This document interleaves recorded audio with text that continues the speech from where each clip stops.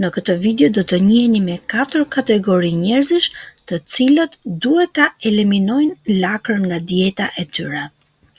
Arsyet pse do t'i ndiqni gjatë videos.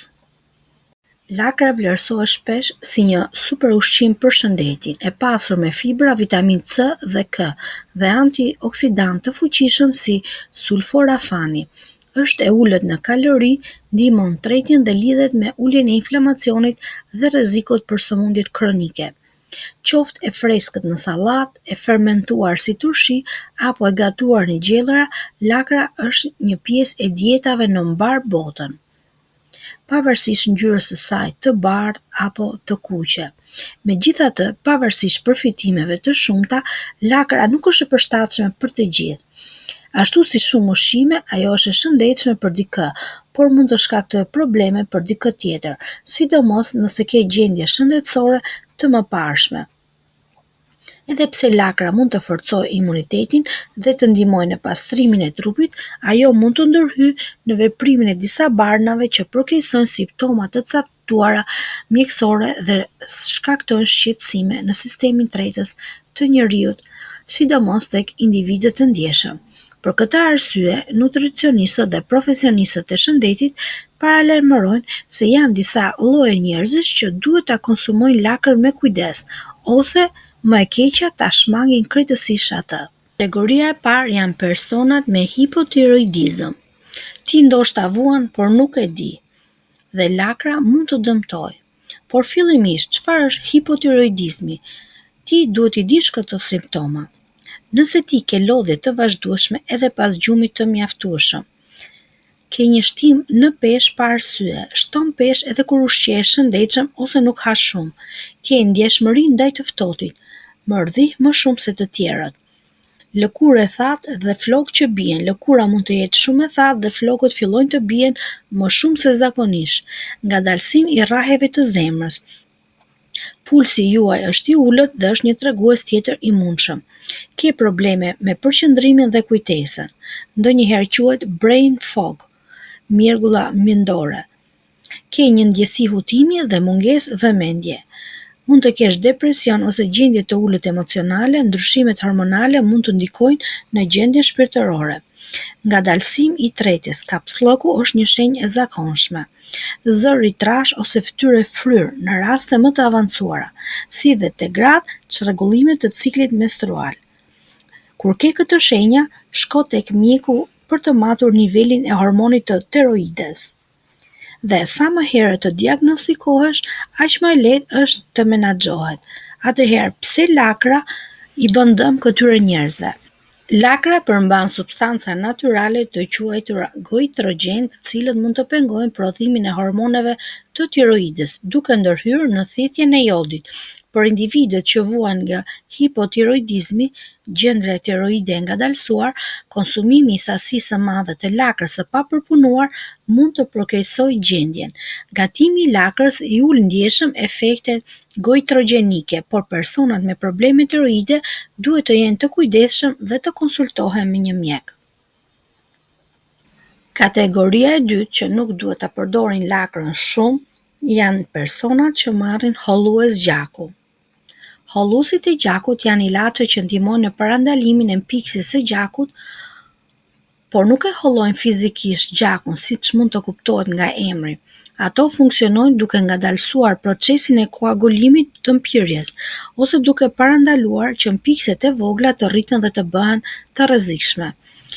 Njerëzit që marrin hollues gjaku zakonisht janë persona që kanë patur goditje në tru ose infrakt në zemër, kanë probleme me ritmin e zemrës apo kanë valvula artificiale në zemër, vuajnë nga problemet me qarkullimin e gjakut ose kanë patur mpiksje gjaku në këmbë, tromb ose mushkëri, emboli pulmonare.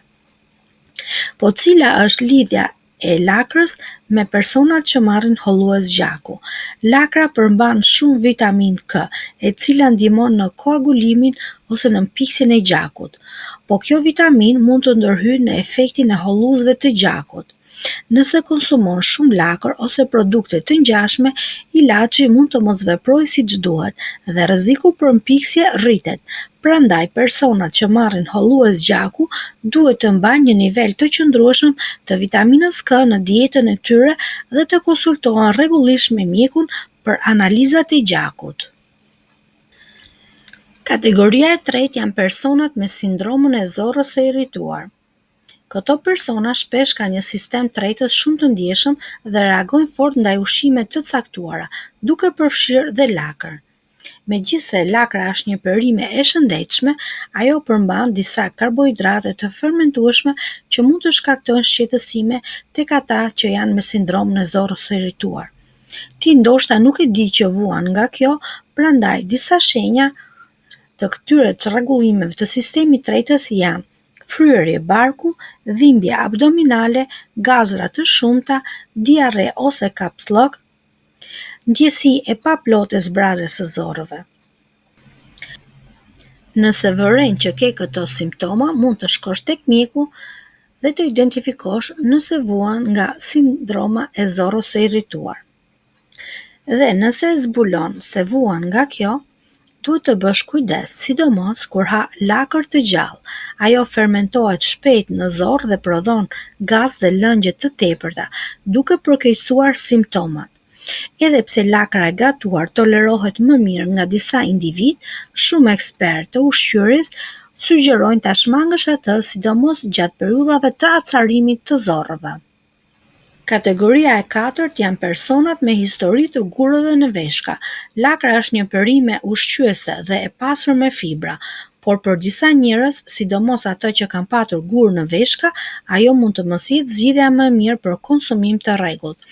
Kjo lidhet me përmbajtjen e oksalatëve, substanca natyrore që kur bashkohen me kalciumin në trup, mund të formojnë kristale të vogla që çojnë në krijimin e gurëve në veshka, veçanërisht gurëve të kalcium oksalatit, që janë më të zakonshmit.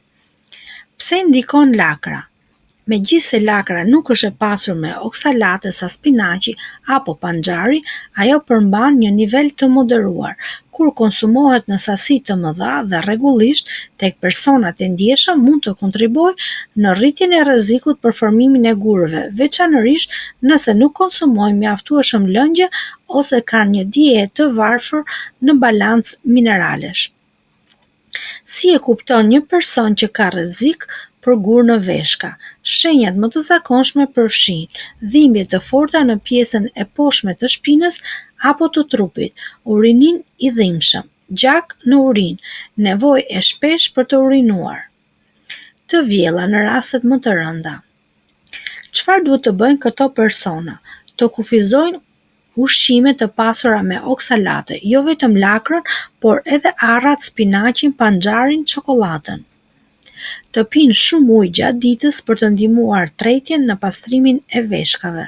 Të marrin këshilla nga mjeku ose dietologu për të përshtatur një dietë që parandalon rikthimin e gurëve.